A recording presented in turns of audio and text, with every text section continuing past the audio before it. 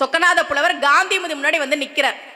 வந்து சொல்றார், ஆய்முத்து பந்தரில் மெல்லனை மீது நீ அருகிருந்து வாய்முத்தம் தா என்று அவர் கொஞ்சும் வேளையில் நித்தம் நித்தம் வேய்முத்தரோடு என் குறைகளெல்லாம் மெல்ல மெல்ல சொன்னால் உன் வாய்முத்தம் சிந்தி விடுமோ நெல்வேலி வடிவன்னையேன்னு பண்ண.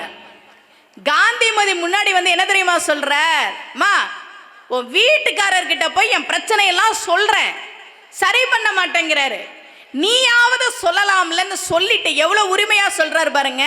பிள்ளைகளுக்கு ஏதாவது காரியம் ஆகணும்னா அம்மா கிட்ட சொல்லி தான் சொல்லுவாங்க.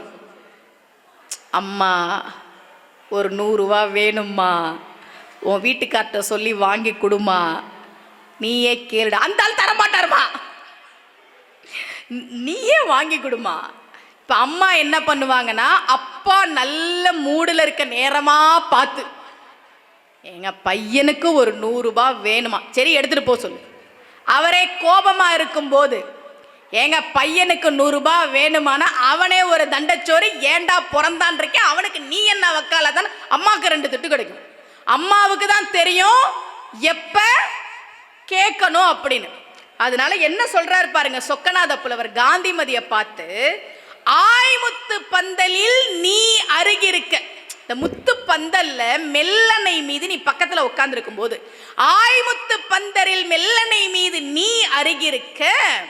இந்த நெல்லையப்பர் பக்கத்துல போய் கொஞ்சி கொஞ்சி கேட்பாராம். என்ன கேட்பாராம் தெரியுமா, உன் வாய்முத்தம் தாயென்று அவர் கொஞ்சம் வேளையில் உன்கிட்ட வந்து கொஞ்சம் முத்தம் கூடன்னு கெஞ்சி வரல, அந்த நேரமா பார்த்து நித்தம் நித்தம் வேய்முத்தரோடு என் குறைகளை மெல்ல மெல்ல சொன்னாள். ஒரே அடியா சொல்லக்கூடாது. ஏங்க சொக்கநாத புலவன் கஷ்டப்படுறான், கடன்ல இருக்கான், நோயில இருக்கிறான், கல்யாணம் ஆகல, புள்ள பிறக்கல, ஐயோப்பா, இதெல்லாம் சொல்லக்கூடாது. பொறுமையா எப்ப சொல்லணும், அவர் உன்னை கொஞ்சுவார்ல, மெல்லனை மேல கொஞ்சும் போது, இந்த சொக்கநாதன் பாவம் இல்லையா, அவன் பிரச்சனை எல்லாம் தீர்க்க கூடாதுன்னு நீ சொல்லலாம்ல, சொல்ல மாட்டேங்கிற. சொன்னா உன் வாய் முத்தம் சிந்தி விடுமோ நெல்வேலி வடிவன்னையே, சொன்னவன் வாயில இருக்க முத்து சிந்திருமா அப்படின்னு காந்திமதியை பார்த்து சொக்கநாத புலவர் கேட்க.